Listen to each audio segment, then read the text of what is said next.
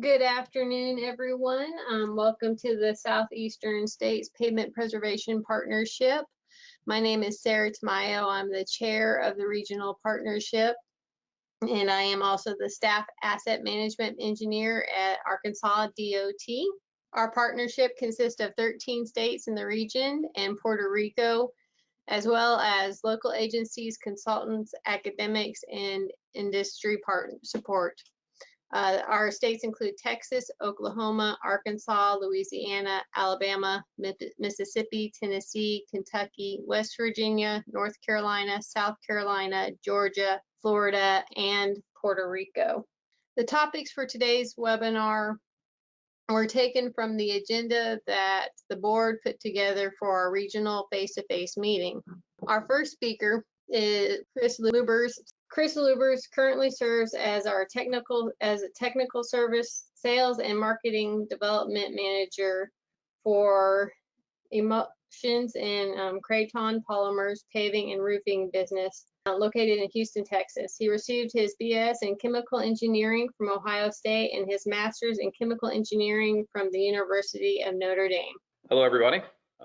Happy Monday. I was asked several months ago, actually early this year, or late last year, to give a kind of an overview presentation on rejuvenators for this meeting before the pandemic hit. But obviously now we're in a different situation, so we went to the virtual format. Glad to see, I think there's 190, almost 200 participants on, so where you had a good turnout, which is good to see this late in the year after we've all been working from home for so long. So with that, I'll just get into my presentation, and which again will focus specifically on rejuvenators and specifically within the rejuvenator area as it relates to pavement preservation, type products as well, more towards the end of the presentation when we talk specifically about rejuvenating seals or rejuvenating fog seals. So the outline, again, we're going to talk initially just about the various application areas where rejuvenators are used at a high level and the various classes of rejuvenators, and then specifically as it relates to the structure of asphalt and how it ages, the objectives of why we choose to use rejuvenators in particular in certain application areas, in particular in the fog seals, scrub seals, these types of emulsion treatments. And Stan, of course, is going to, I think, have a presentation next focusing specifically on scrub seal emulsions as well.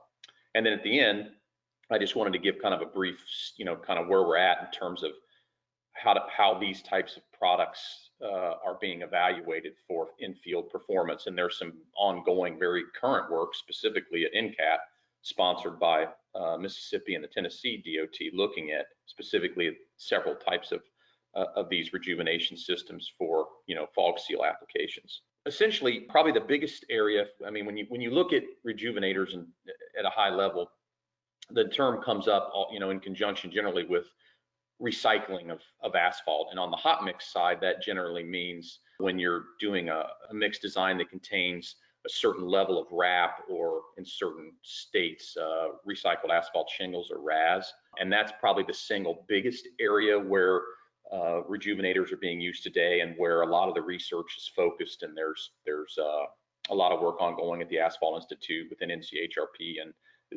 this is a very big area, today in terms of research and looking at different applications.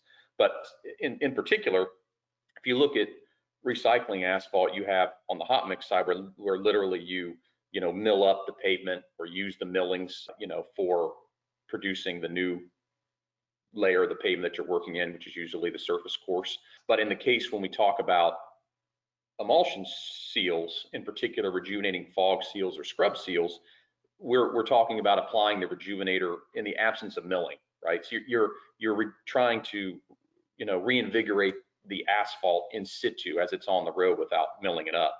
If you look at the application areas, you have HMA recycling with RAP, and typically on this in a surface course mix, up to 15% RAP or so. Generally speaking, the original binder that's specified for the mix design is approved to be used by most agencies.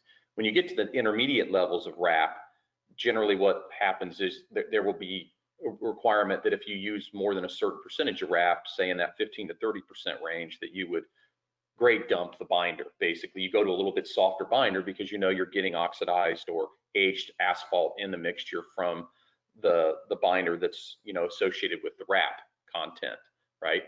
And then when you get to even higher contents of 30 to 50%, then you really start seeing the discussion, you know, escalate around, well, we really need to not only just soften the binder, but maybe add some kind of rejuvenation chemistry to activate that wrap binder, because it's such a large percentage of the binder in the mixture. And I've highlighted the 15 to 30% wrap line there because depending on the area you're in some cases, you know, softer binders not necessarily readily available from the liquid refiners or the liquid terminals or the refining sector. And in some cases, you know, these rejuvenators are actually used as extenders, or, you know, certain classes of these rejuvenators use as extenders to soften the binder as well. So rejuvenation can be used over a pretty wide range on the hot mix side when you talk about wrap. When you look at cold in place recycling, hot in place recycling, where you're, you know, milling up the pavement either, you know, in the field, hot or cold, or a central cold plant, you tend to add fresh or, you know, emulsion and or, you know, hot mix to these materials, you know, before you put them back down. But generally in those application areas, you don't really talk about rejuvenation chemistries per se, in terms of the additives that you're adding.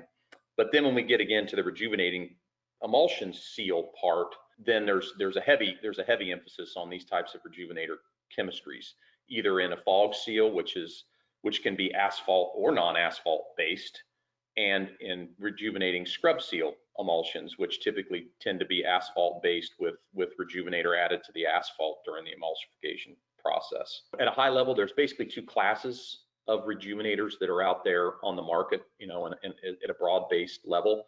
One is petroleum-based materials that are typically, you know, white oils, naphthenic, aromatic, paraffinic oils, or specific cuts from the refining process of asphalt, where actually you can extract out, you know, the maltine phase from the asphalt, which is kind of your glue that holds the asphalt together and solvates the higher molecular weight components, and you can, you know, use that directly as a rejuvenator itself.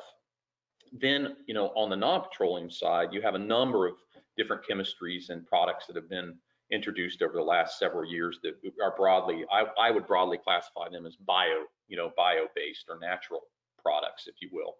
In particular, a number of vegetable-based materials, oils, corn oil, soybean oil, linseed oil, and others, fine chemical based materials that are essentially based on tall oil fatty acids that come from the pine chemical refining process. In general, within these class, a lot of these products are not just, you know, direct byproducts, they're derivatized or reacted materials, etc. But those are kind of the two basic classes. You have your bio-based materials from pine chemicals or vegetable oils versus, you know, more traditional materials that have been used for a long time based specifically on white oils or the maltine fraction of asphalt. And essentially, you know, when you get down to it, you go, you know, why rejuvenate in the first place? I mean, why do we need to add these materials to asphalt, either, you know, that's being milled up and recycled, or in the case of our seal type pavement preservation products being applied in situ to the road? And essentially what happens, you know, at a high level is that, you know, temperature, sunlight, the elements, you know, over time will break down the surface of the pavement and, you know, negatively impact the chemistry of the asphalt, and then in turn the rheology of the asphalt in service in the field. Depending on the application you're looking at, the extent of the aging, you know, you would look at rejuvenating the asphalt to restore that chemical balance that's been disrupted by aging in service, and to help improve the binder rheology to try to get it back to what it was, you know, when it was originally applied. And then ultimately, like with anything, when we talk about emulsion residue or asphalt binder for hot mix, you want to look at, you know, how do we specify these materials so that they perform up to the level that we want in service. Getting into it then, let's look at the mechanism of how aging works, you know, in asphalt, and, you know, where the oxidation and other changes in the binder chemistry come from. And essentially, you know, basically what you're looking at is what we would refer to technically as age-induced surface damage.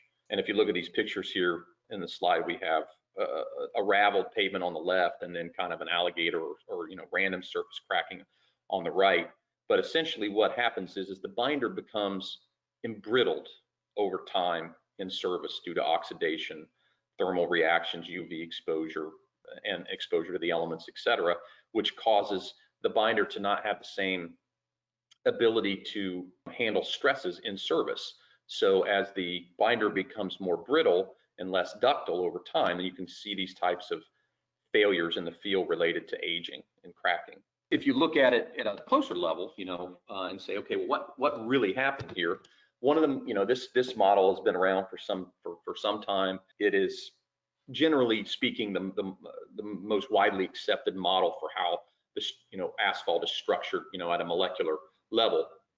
And essentially, if you look at the picture here, you'll see that there's a couple locations in the slide where you see kind of bigger structures that are distributed in kind of a solvent, if you will. And that solvent between those two structures is what I was referring to earlier as the maltine fraction, which is the lower molecular weight component of the binder, which if you look at a fractionation, for those of you that are familiar with this, we sometimes refer to serifractionation of asphalt, which is, if you look at the definition of those terms, S is for saturates, A is for aromatics, R is for resins, and the last A is for asphaltenes.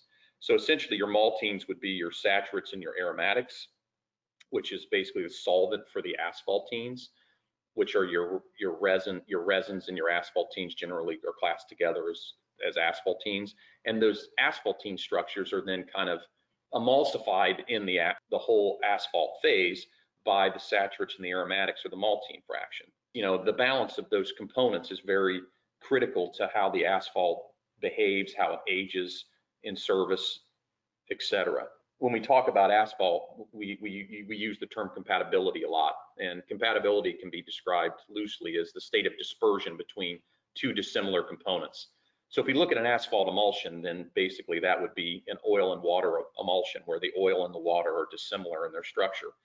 For an asphalt cement, when we talk about compatibility or micellar modeling, what we're referring to is the dispersion of the aromatic polar associating molecules, the asphaltenes, and a less aromatic, less polar solvent phase, which is the maltine phase. Over time, what happens in service is that, that the asphaltene phase, generally speaking, the model goes is that phase increases. So the binder becomes more polar, is oxidized to different higher molecular weight functionalized species form over time.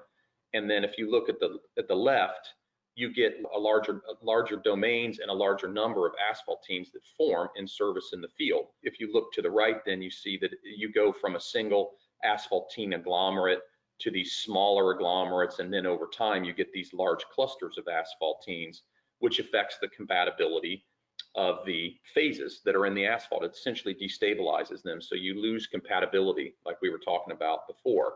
And then the binder rheology changes, the viscosity becomes higher, the asphaltene content increases, and as that happens, the rheology changes more for the negative, right? Basically the binder becomes less ductile and more brittle. So as that happens, then we end up ultimately with these surface failures like raveling and surface cracking, alligator cracking. Then the concept of, well, how do we rejuvenate that asphalt so we can get more life out of that pavement? Or how do we reverse or try to reduce the impact of the aging that's occurred in service? Here's just some a slide here that looks at some of the different components or form, but essentially what you get is, if you look at the top there, over time, larger asphaltene agglomerates and a larger number of asphaltene molecules in the binder. At a high level, that's kind of a loose, discussion about how the asphalt is structured, how it ages with time, and then why we want to try to restore the properties of the asphalt. And there's a lot of research in this area, both on the hot mix side and in particular, right now, there's studies ongoing at NCAT looking at these different types of rejuvenators, both petroleum-based as well as bio-based materials on the test track. There was an original study done at the top of the slide here. You'll see a link that was a study done, I think, 3 or 4 years ago in NCAT, looking at several different of these rejuvenator chemistries for field performance and overall ability to reverse the oxidative effects on the binder in the surface of the road in service. And then subsequent to that study, then Mississippi and Tennessee, both members of the NCPP, sponsored 2 sections to kind of look more closely at these fog seal products, both petroleum and non-petroleum based, to try to develop more definitive performance testing around these products. Because on the hot mix side, we have the specifications are pretty well determined, both on the mixture and the binder side, when you look at characterizing wrap and for mix design, job mix formulas for bid packages, etc. On the emulsion pavement preservation side, it's not quite as well defined in terms of how we test and evaluate these Rejuvenator products, in particular for fog seals and or rejuvenating scrub seal emulsion. Those 2 sections that are on NCAT S3 and S4 went down, I think, in late 2018, and I think literally just maybe even in November, that 2-year cycle comes up where the final evaluation will be done and the final presentation put together and the final report issued. So that'll be a very useful piece of research that should be due to come out in the next several months. And I would highly encourage anybody that's interested in this topic, be it an agency or industry personnel or whoever, to look for that report to come out and look what the results showed. There was an update given last fall before the pandemic hit by one of the principal researchers from NCAT on this, handling the monitoring of these sections, and I've included the link there that gives kind of the middle point, like after about a year, here's what we're seeing, here's what we're looking at, and here's how these products are performing. And in that presentation, this is basically the last slide I have here, looks at the types of tests, and both on the recovered binder as well as for the actual friction testing of the fog seal in service that NCAT is monitoring as a function of time over this 2-year cycle. And that's the other thing about, in particular with fog seal emulsions, is the friction testing is very important relative to the original surface before you apply the rejuvenating emulsion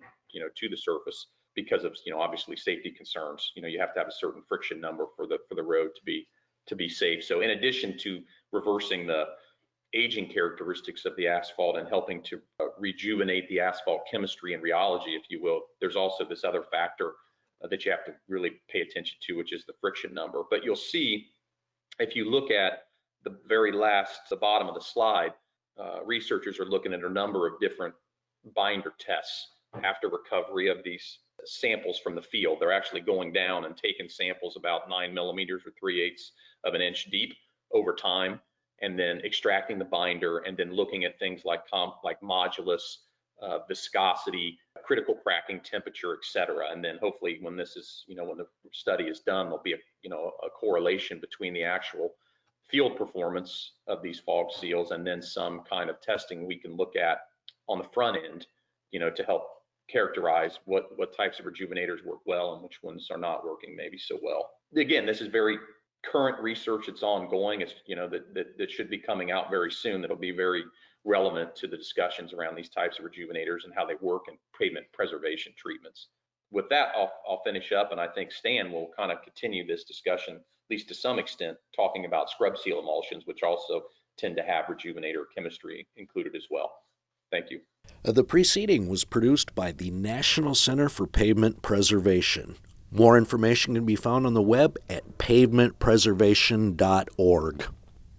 Additional support provided by Michigan State University.